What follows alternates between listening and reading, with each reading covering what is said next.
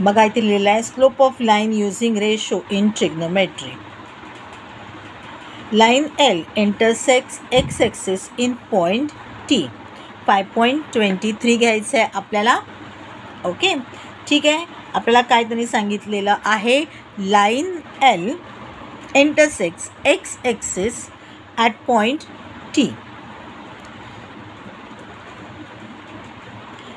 segment QS perpendicular to x-axis, segment PR perpendicular to segment QS. Therefore, segment PR parallel to segment TS, corresponding angle test. Therefore, QR is equal to y2 minus y1 and PR is equal to x2 minus x1.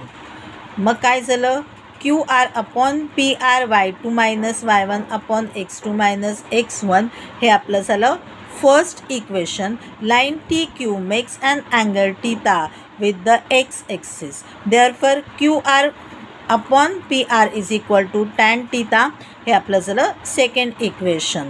टॅनचा आपला जो formula आहे तो आहे OA tan theta. हा बघा theta, हा बघा theta लिहिलेला आहे. आता कुठला आहे अँगल तो बघूया आपण. ओ, आता थीटाचा ओ म्हणजे काय तर अपोजिट अँगल, तर तो काय आहे QR.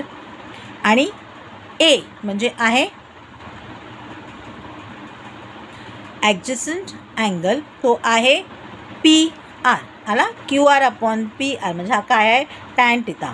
From 1 and 2, y2 minus y1 upon x2 minus x1 is equal to tan theta. Therefore, m is equal to tan theta. Now, segment PR parallel to segment TS. Line L is transversal. Therefore, angle QPR equal to angle QTS. जर QPR 30 degree असेल तर QTS सुद्धा काय असेल 30 degree असेल. Corresponding angles. From this, we can define slope in another way. The tan ratio of an angle made by the line with the positive direction of x-axis is called the slope of that line.